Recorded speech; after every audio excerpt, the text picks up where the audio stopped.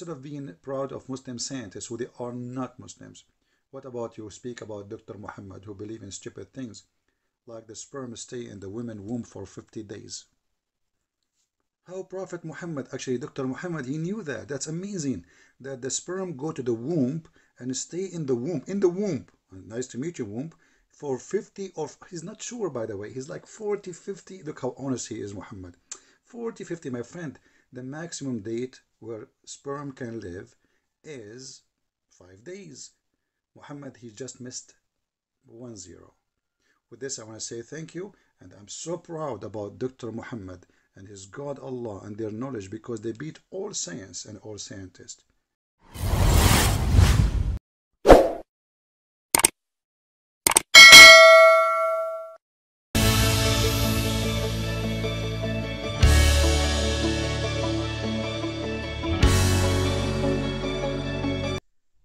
Hello everyone, and peace of Christ to all of you.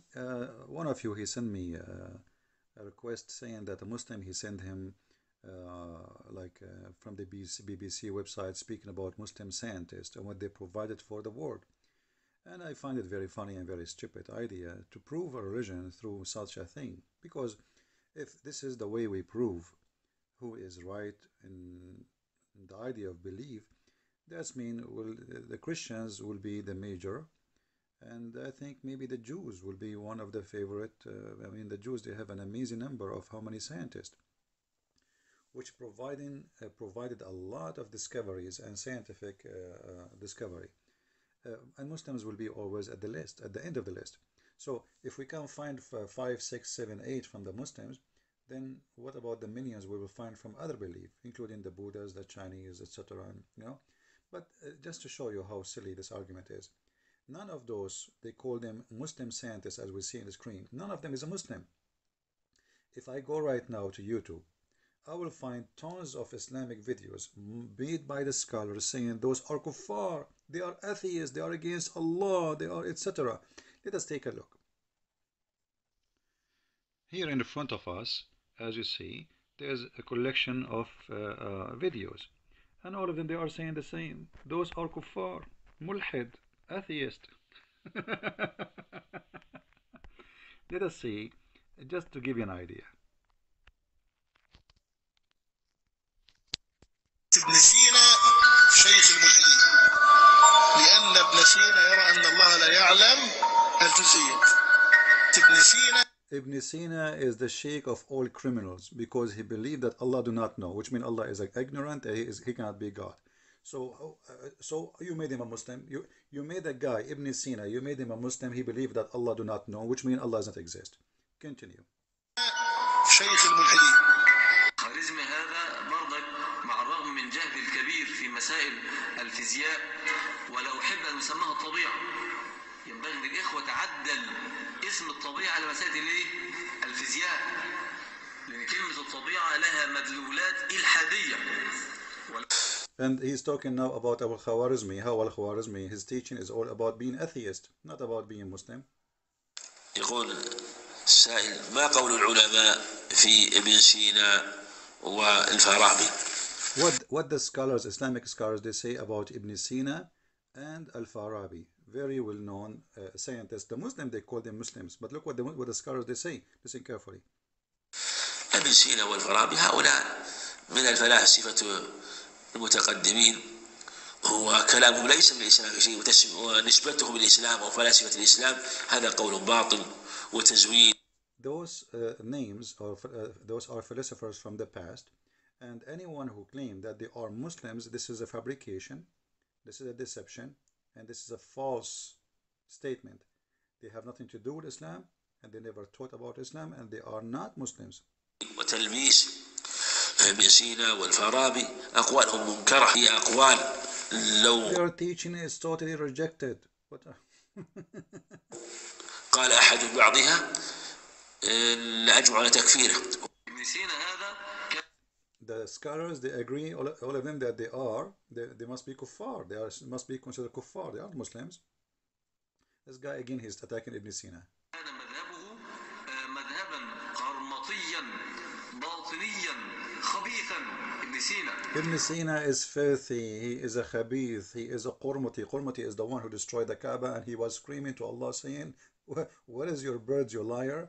What is the birds who protect the Kaaba? So, I mean, there's tons of videos showing you that all those who they claim their names, they speak about them, they are not Muslims and they have nothing to do with Islam. So all those who they call them Muslim scientists, they are not Muslim scientists. But because you have a bankruptcy, you try to make them scientists. Okay, let us see. شهادة تقدير بس مش ليا. شهادة تقدير بس مش ليا. شهادة تقدير يرفع الله الذين آمنوا منكم والذين أوتوا العلم درجات. اقرأ حينما وعاها طبية والخارزمية. الأخ معلش داير على الخارزمي. كده الخارزمي ده متنيل برضه. وابن سينا طبعا داير على ابن سينا بس. الأخ مش عارف إلا ابن سينا. الخارزمي هذا برضك مع الرغم من جهد الكبير في مسائل الفيزياء ولا أحب أن يسمىها الطبيعة. Again, it's the same, attacking Al-Khwarizmi, attacking Ibn Sina, and the guy sent him a letter saying Al-Khwarizmi said, Ibn Sina said. He says, what, you are stuck with those are not, they are not Muslims. So here you see the fabrication, how they try to make Islam as a good religion by people who did, even they are not Muslims, and the Muslims consider them as kuffar. And there's tons of videos, as you see, proving that point. However, let us see, as long as you are a person who you try to prove to us that Islam brought something by quoting for us names who they are rejected and they are not Muslims, but yet you call them Muslims. But let us say, for the sake of argument, all those you showed me in the pictures, all of them, they are truly Muslims, which is not, as we showed you. But let us say this is true. What does this have to do with the religion? We have tens of millions of Christian scientists, Buddha scientists. Actually, the Jews, if you compare the Jews, their number, population, to the number of scientists, they will beat everybody. Because in many ethnic group, maybe you will have a scientist, one from every million. But when it's come to the Jews, actually, the number of scientists of Jews are scary. But what does this have to do with religion? What about you show me Dr. Muhammad as an example? Muhammad Rasulullah, the Messenger of Allah. Who is better for you? Al-Khwarizmi, Ibn Sina, Al-Farabi, who all of them, they deny Allah in many ways. And they try their smart ways so they will not be killed. Or the Prophet of Allah who have a PhD in biology. As an example, let us go. Aren't you proud about the Prophet of Allah teaching Christian prince how to avoid having a son which is looking like him? The reason I did not get married until now, because I'm afraid that my son will look like me. You do not know how I look like, right? I look really scary. And which is good. The Messenger of Allah said, the man water is thick and white, and the women water is thin and yellow. Whichever of them comes first, the child will not resemble the parents. Dr. Muhammad, he teaches us now how to choose the look of the child. The one who comes first, he will decide. That's amazing. That is science. Who needs Ibn Sina? Who needs Al-Khwarizmi? What about this? The Prophet of Allah is teaching us where the sun goes every day. As you see, I was sitting behind the Messenger of Allah who was riding a donkey while the sun was setting. He asked, do you know where they set? I replied, Allah and his apostle know best. He said, it's set in a spring of boiling water, not warm. Hanya. Look here. The Muslims, they lie to us and they say, in the Quran, in chapter 18, where it says that he found the sun, Zulqarnain, he found it sitting in murky water. They say, oh, no. It sounds like it's appeared to him. But this is not what the Quran is saying, and they're proving in front of you. The Quran meant literally that really the sun set not in the ocean as they claim. As you see here, it says, in a spring of warm water. Since when a spring is an ocean? It's a spring. Why did he believe in that? Because there's a legend before Islam believed that the sun go and take a shower from hot boiling water, and this is where it got its heat. So the sun goes every day and dump itself inside that boiling water, heat it himself, and go up again. So why they are lying to us, and why you are proud about scientists like Al-Farabi, who is not a Muslim, who believe Allah do not know? while we have the best scientist ever in the world, Prophet Muhammad, who knows where the sun set, who knows where the sperm coming from. As an example, Muhammad, he believed that women have a sperm coming from the back, from the ribs, and the men have a sperm coming from the bone. Is that true? This is Tafsir Ibn Kathir. Tafsir means interpretation. Chapter 86, verse number 6 and 7, etc. It says here, according to Dr. Muhammad and his God Allah and his knowledge, that there is a sexual fluid come from the woman and the man, and this sexual fluid, without it, the baby will not be created. Okay, until now, okay, we will let it go. And then it says, proceeding from between the backbone and the ribs, meaning the backbone of the man and the ribs of the women. So my friend, why you want to tell me about Al-Khwarizmi and those scientists when we have the best scientist ever, Allah and his messenger? Here we go, they discovered that women have a sperm, which is stupid, and it's coming from their chest. Look, exactly the location is the location of the necklace, proceeding from between the backbone and the ribs, the backbone of the man and the ribs of the women. All right, and then he decided, and Muhammad says, he quote what Muhammad said, it in the women sperm is yellow in texture, fine in texture, the child will not be born except from both of them, i.e. sexual fluid. So why you are quoting for me the scientists of those who they are not Muslims when we have here the amazing science of Allah? What about God? He think, your God, that there is, where Allah he get the hail from? Do you know where from? Did you watch Avatar movie? In Avatar movie, there's in the movie where there's flying mountains in the space. Exactly what Allah says in the Quran, that Allah he have mountains of hail, and he break hail from them and he throw it in the ground. Let us see that. Chapter 24, verse number 43.